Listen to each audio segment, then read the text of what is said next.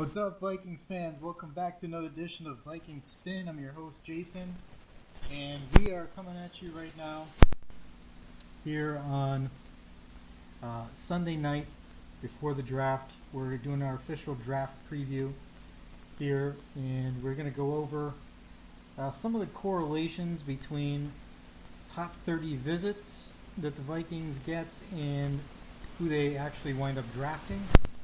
You'll see there's definitely some correlation between those. I believe it's been 4 or 5 of the past years that the Vikings have had when they do have a first round pick. It is a player that they have visited with. So we're going to go over some of the players. Now this is pertaining, of course, to the first round of the draft. After the first round, it's pretty much been a free-for-all. It doesn't really matter if the player visited or not, or if they've even had any contact with him or not. But it does seem that the Vikings, when they're making a first-round investment into a player, they want to meet that player beforehand. So we'll talk about the players with a round 1 grade that have been in for visits with the Vikings. Now, if you are a fan of the Vikings taking an offensive lineman in the first round, you will like this list because that's mainly what it is, with the exception of 1 or arguably 2 players. But the offensive linemen that have had top 30 visits with the Vikings include Cody Ford, tackle/guard, offensive tackle Andre Dillard, and so those are the first round guys there. I believe there could be another one here with a first round grade. I'm looking at different sites trying to confirm if this was actually a top 30 visit. Some sites saying that there is, or that there was a top 30 visit. Some sites, I don't know if maybe they just hadn't been updated yet, but it appears that they are interested in Jonah Williams, and he might have taken a top 30 visit for the Vikings as well. I've also been hearing a lot of whispers that they are going to try to target him in this draft. So that one surprised me. You've got those other offensive linemen. Now these are fringe candidates for, between round 1 and 2. Titus Howard, he's getting some round 1 buzz, but probably more of a round 2 prospect. The same with Greg Little, two offensive tackles there.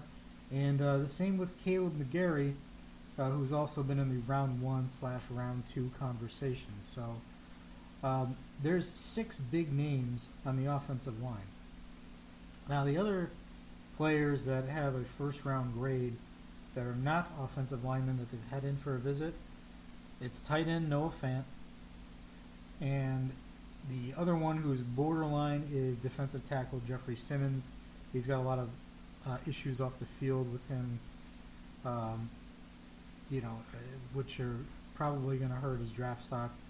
The incident of him hitting a woman back in 2016, and also the ACL injury that he suffered in preparation for the combine, which is probably going to cause him to miss half the regular season.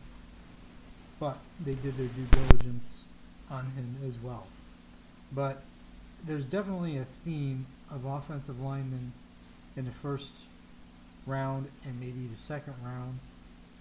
Other offensive linemen that they've had in for visits of note, Nate Davis, an offensive guard projected between the 3rd and 4th rounds. Offensive guard/center Michael Jordan out of Ohio State, round 3 to 4 type of prospect there. That I'd say, if they were going to target him there. Others, the other positions are actually kind of sparse compared to the offensive line in terms of who they've had in. Tight ends, they've probably spent more time on. That would probably be the second position they've spent the most time on, because they've also had Jay Sternberger in on a top 30 visit. He's a round 2 prospect, or round 2 to 3. some would say. Josh Oliver is around 3 or 4 prospect of note that they've had in for a top 30 visit. And then you look at positions like running back, they've only had Divine Azigbo, who's a around 5 to 6 guy out of Nebraska. So they haven't really brought in a lot of running backs. Doesn't mean they won't take one, but they've only had the one guy in there for the visit. But really, these top 30 visits are, like I said, it's really only the first round that you're probably going to see. They've had someone in for a visit that's going to be their first round pick. So it would not surprise me at all if it's Noah Fant, if it's Cody Ford, if it's Andre Dillard, if it's Jonah Williams. One of these guys, they're probably going to target, whether they have to move up for them or whatever. Some other noteworthy interest, though, on the offensive line, and these could be around 2 targets for them, possibly, or the bottom of round 1 if they decided to take another position. Let's say you took Noah Fant at 18 and they want to come back up to the bottom of round 1 or the top of round 2. They've done a lot of homework on Chris Lindstrom. They're the only team to meet with him at both the Senior Bowl and a Combine. They did Senior Bowl and Combine work on Dalton Reisner and also attended his pro day. So they're very interested in him as well. Some other noteworthy guys here that they've had in top 30 visits.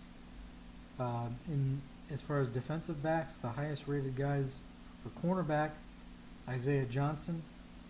For safety, they've had Amani Hooker. At linebacker, it's mostly day 3 guys with Terrell Hanks probably and Blake Cashman being the highest rated guys they've had in.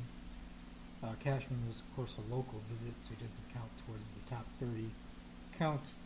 Ryan Connolly, they had in for a visit. They've also had other interest with in the other Wisconsin linebackers, Van Ginkel and Edwards. Adam Zimmer did a lot of work with those guys, so it sounds like they're targeting a day 3 linebacker. We've talked about in our mock drafts that this is probably the last year they're going to have Kentrell Brothers on the team, so they could be looking to move on from him at the back end of the roster there at linebacker. They have had 2 kickers in on visits. One local visit with Casey Bednarski out of Minnesota State, and then they had another kicker on a regular top 30 visit that was John Barron. So they are probably going to bring in some competition for Dan Bailey. Remember, they also had workout with the guy from the AAF. Is it Koo? The kicker Koo. I think he also was with the Chargers last year. So they're kind of sniffing around on kickers to bring in for competition at least. In terms of wide receivers, they've looked at Jeff Smith out of Boston College. This guy is probably round 7 or priority free agent type of guy. He's a speedster, just not really highly touted. Jalen Hurd, a round 4 to 5 guy, a big receiver who also has experience playing running back too. But he's been used mostly as a receiver during his last 2 years of college. Big guy, 6'4", and I believe he runs in the 4.4, so nice athletic traits there. One that I'm not sure about, I've seen some reports that there was a visit, some reports saying that there wasn't a visit, but there was combine interest in Deebo Samuel, a wide receiver. He's got a round 2 grade. So you see, I think the Vikings are probably want to get an offensive lineman, and they probably want to get some sort of dynamic pass catcher in round 2 or 3. Somewhere within the first 3 rounds, I'm thinking they're going to walk out with at least one offensive lineman and one pass catcher. Now, if that's a wide receiver or a tight end, so be it. But that appears to be what they're pre-draft interest trail is indicating here. So, just wanted to kind of shed some light on the things that they're doing pre-draft, what it means. Can we follow this trail of breadcrumbs and figure out what they're going to do? Beginning on Thursday night. Of course, we have a lot of other questions in terms of how are they going to sign these rookies. They don't have enough cap space. They only have 1.6 million in cap space right now. They're going to need another million at least to get these guys signed and replacing guys that are in the top 51 now to make it work. So, it's led to some speculation. There's, we talked about Kyle Rudolph. We mentioned Everson Griffin as possibilities to be moved. We've mentioned Trey Waynes. Now, with Mike Hughes spotted at off-season workouts, that's a good sign for him. Does that mean Waynes could be back on the trade block? We don't know. But they do have to open up some cap space. Do they go with two offensive linemen very early? Let's say they go back-to-back O-line in round 1 and round 2. If you walk out with Dillard and McCoy like we did in our final Vikings spin mock draft, does that mean you try to move Riley Reif after June 1st when you can save $9.5 million on the cap? Plus you're going to save money on next year's cap because you've only got $7 million to work with for 2020. So, a lot of these things are up in the air. I'm sure that they're keeping their options open to see if they get any trade offers for these guys. Teams probably know the Vikings have to make some cap room, and they're probably thinking that there's going to be some guys that could possibly be had on the block. It just depends on the compensation.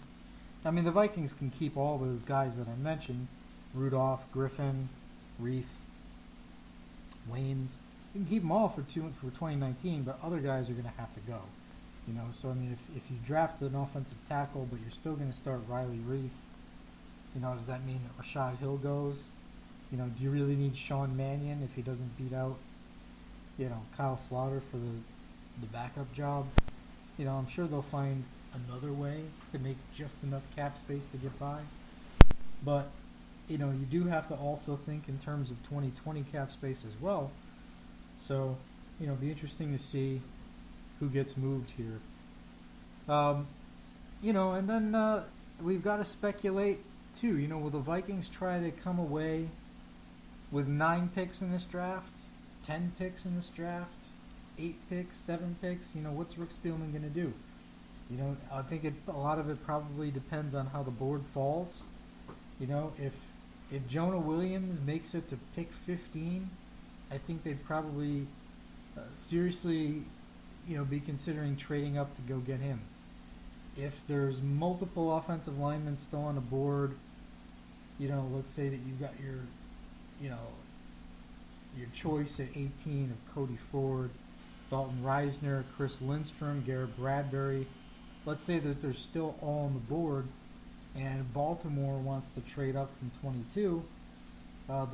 Not all those guys are going to go, within 3 or 4 picks. So, that's something that you consider making that trade, picking up another 3rd round pick.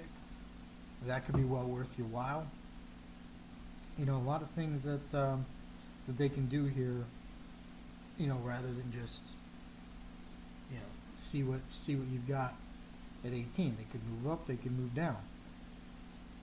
So it'll definitely be interesting to see.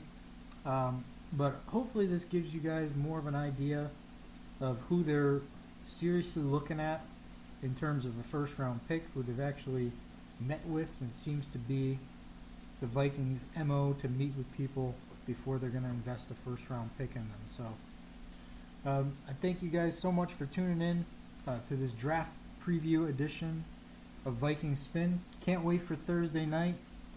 Be watching Friday and Saturday too. All the rounds are going to be important. Definitely, though, Rick Spielman should try to focus on making his hay in the top 3 rounds of the draft because that's where you got your bigger hits. But like I said, thanks again for tuning in with me, and let's just sit back and enjoy the show on Thursday night. So long.